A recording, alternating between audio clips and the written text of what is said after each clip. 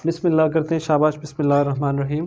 अच्छा, last time हम ion electron method को स्टडी कर रहे थे, तो उसमें से हमने एक एग्ज़ाम्पल करवाया था। आज उसमें से दूसरा एग्ज़ाम्पल है, उसमें 10+2 जब आयरन +3 के साथ रिएक्ट करता है तो 10+4 और आयरन +2 जो है वो बनाता है। तो पहला रूल क्या था कि एलिमेंट पे ऑक्सीडेशन स्टेट डिटरमिन करें। अब देखिए, इसका ऑक्सीडेशन स्टेट है +2, इसका ऑक्सीडेशन स्टेट है +3 और ये भी +2 से +4 में चला गया है और ये +3 से +2 में चला गया है।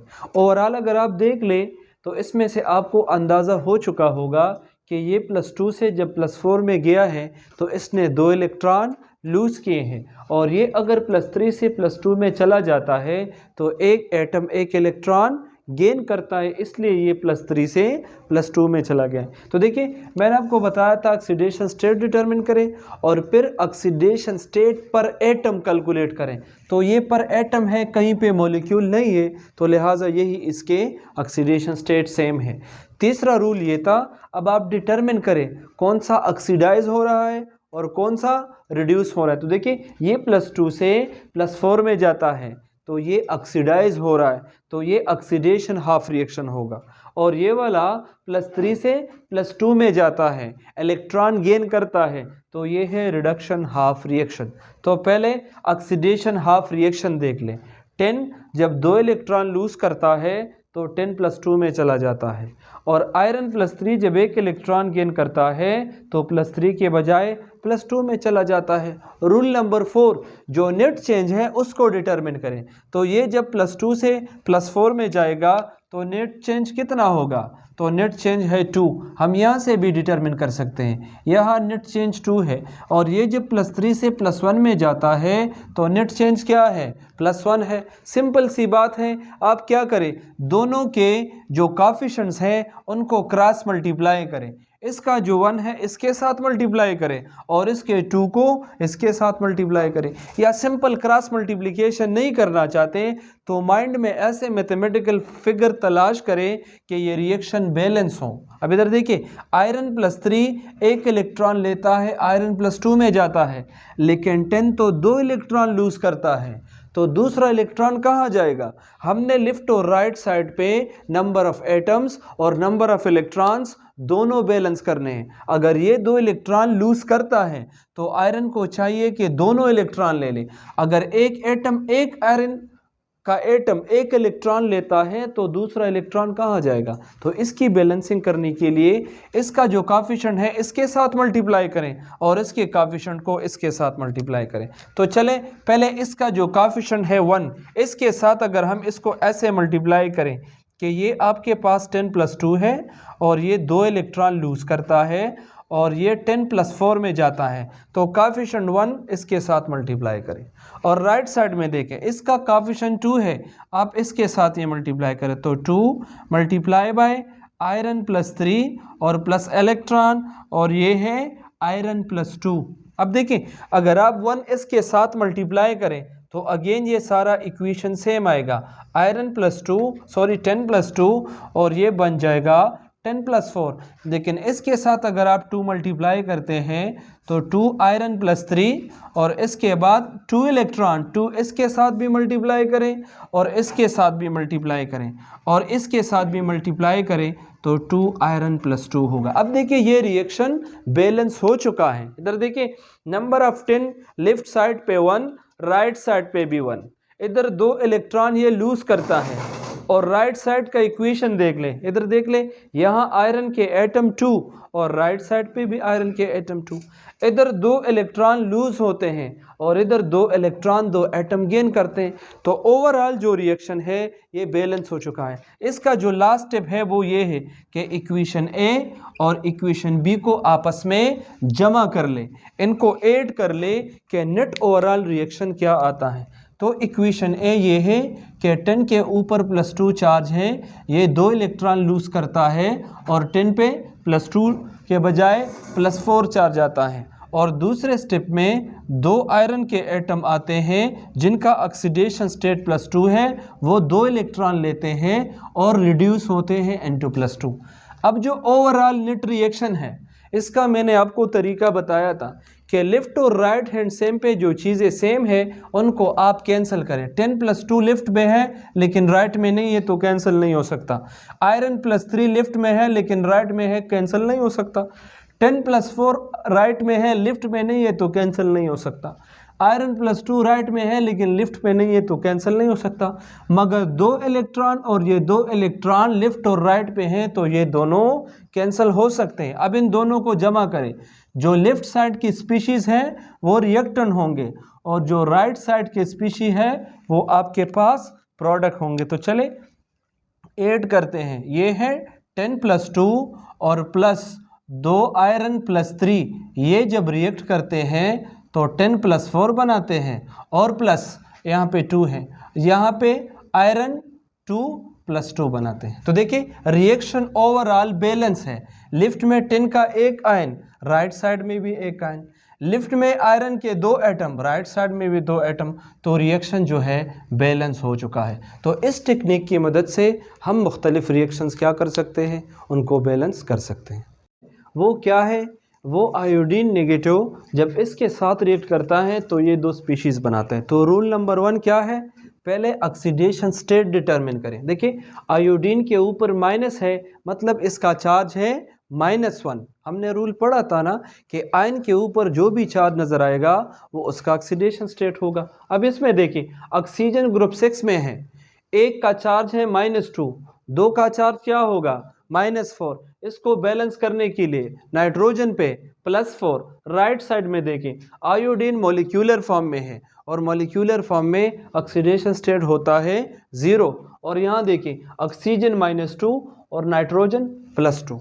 अब दूसरा रूल ये है कि पर एटम ऑक्सीडेशन स्टेट देख लें तो यहाँ एक ही एटम है तो वही चार्ज अगेन सेम है, यहाँ नाइट्रोजन एक ही है तो चार्ज सेम है, मगर यहाँ देखें ऑक्सीजन की तादाद 2 है तो ओवरऑल चार्ज -4 है, मगर एक पे कितना चार्ज होगा तो 2 पे डिवाइड करें -2, तो एक ऑक्सीजन का चार्ज है -2। इधर आप ये देखिए 0 से 0 क्योंकि आपके पास 2 है, 0 डिवाइड करें अगेन सेम आएगा, यहाँ +2 और -2 अपनी जगह। तीसरा रूल, अब आप एरोस के ज़रिए ऑक्सीडाइज और रिड्यूस कैलकुलेट करें, डिटरमिन करें कौन सा ऑक्सीडाइज हो चुका है कौन सा रिड्यूस हो चुका है। इधर देखिए नाइट्रोजन का ऑक्सीडेशन स्टेट है +4, ये जब 2 इलेक्ट्रॉन लेगा तो किस स्टेट में जाएगा, +2 में। समझ आ रहे हैं, तो मकसद ये रिड्यूस हो रहे हैं।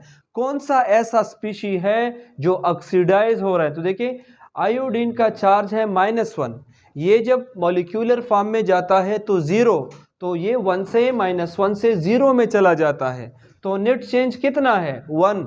ये जब इलेक्ट्रॉन रिलीज करता है तो ये 0 ऑक्सीडेशन स्टेट में जाता है। तो हम कह सकते हैं कि ये आयोडीन 0 से 1 तक जब जाता है तो नेट इलेक्ट्रॉन चेंज कितना है 1, और नाइट्रोजन जब +4 से +2 में जाता है तो नेट चेंज कितना है 2 है। अब आपने एहतियात करनी है, इनको अब आप क्या करें, ऑक्सीडेशन हाफ रिएक्शन अलग लिख लें और जो रिडक्शन हाफ रिएक्शन है उसको अलग लिख लें। तो ऑक्सीडेशन हाफ रिएक्शन में आयोडीन जो नेगेटिव है वो जब इलेक्ट्रॉन लूज करता है तो अकेला एलिमेंटल आयोडीन किसी दूसरे आयोडीन के साथ रिएक्ट करके मॉलिक्यूल बनाता है। और राइट साइड पे देखें नाइट्रोजन जिस कंपाउंड में है उसका ऑक्सीडेशन स्टेट +4 है, वो जब 2 इलेक्ट्रॉन गेन करता है तो कौन से ऑक्सीडेशन स्टेट में जाता है, +2 में जाता है। तो इधर देख, इधर नेट चेंज 2 है और इधर नेट चेंज 1 है। अब इधर देखिए अगर नाइट्रोजन +4 2 इलेक्ट्रॉन गेन करता है और +2 में जाता है तो आयोडीन को चाहिए कि वो 2 इलेक्ट्रॉन लूज करे, मगर यहाँ इलेक्ट्रॉन की तादाद क्या है 1, तो पहले तो इलेक्ट्रॉन बैलेंस नहीं है। नंबर 2, यहाँ आयोडीन का एटम 1 है और राइट साइड पे देख ले कितने हैं 2 है, तो ये भी बैलेंस नहीं है। तो इसको बैलेंस करने के लिए अब हम कुछ ऐसे मैथमेटिकल कोफिशिएंट अप्लाई करेंगे कि दोनों सेम हो। पहला तरीका तो ये है, इसका कोफिशिएंट इसके साथ मल्टीप्लाई करें और इसका कोफिशिएंट इसके साथ मल्टीप्लाई करें। लेकिन मैंने आप लोगों को एक बात बताई थी, कोफिशिएंट ओवरऑल इक्वेशन के साथ भी अप्लाई कर सकते हैं, लेकिन जहाँ ज़रूरत ना हो ओवरऑल इक्वेशन के साथ इसको मल्टीप्लाई ना करें। किस तरह से? अब देखिए, इसका चार्ज जो है नेट चार्ज 2 है और इसका 1 है, तो ये 2 आपने इस इक्वेशन में इनके साथ जहां ज़रूरत हो वहां पे आपने इसको मल्टीप्लाई करना है। इधर देखिए, यहाँ आयोडीन की तादाद कितनी है? 2, तो ये नाइट्रोजन का जो नेट कोएफिशिएंट है आप इस आयोडीन के साथ ऐसे मल्टीप्लाई करें तो ये आ जाएगा 2 आयोडीन। और राइट साइड में देखें, ये जो इलेक्ट्रॉन है इसके साथ भी मल्टीप्लाई करें तो ये आ जाएगा 2। समझ आइए कि नहीं आई? लेकिन इसके साथ मल्टीप्लाई करने की ज़रूरत नहीं है क्योंकि ये ऑलरेडी 2 है। ओवरऑल अगर आप ब्रैकेट लगाते और मल्टीप्लाई करते हैं तो इसके साथ भी मल्टीप्लाई करते हैं, इसके साथ भी करते हैं और इसके साथ भी करते हैं, लेकिन इस रिएक्शन में इसके साथ मल्टीप्लाई करने की ज़रूरत नहीं है क्योंकि वो ऑलरेडी क्या है? ऑलरेडी बैलेंस है। और राइट साइड पे देखें, इसका 1 इन सब के साथ अगर मल्टीप्लाई होगा तो अगेन आपको सेम मिलेगा।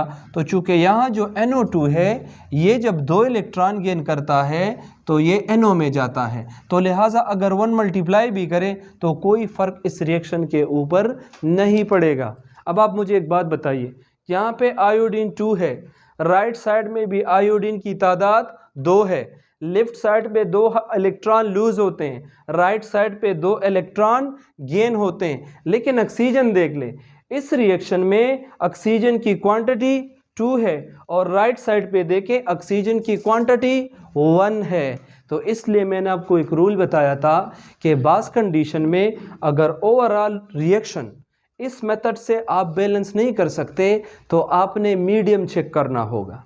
आपको बताया जाएगा कि ये रिएक्शन एसिडिक मीडियम में है, बेसिक मीडियम में है या न्यूट्रल मीडियम में है, जो अभी डिटरमिन करते हैं, ज़रा स्पेस चाहिए हमें। अच्छा इधर देखिए, तो वो वाला रिएक्शन अगर आप देख लें तो दोनों साइड में ये तो बैलेंस हो चुका है, लेकिन राइट साइड में प्रॉब्लम है ऑक्सीजन का।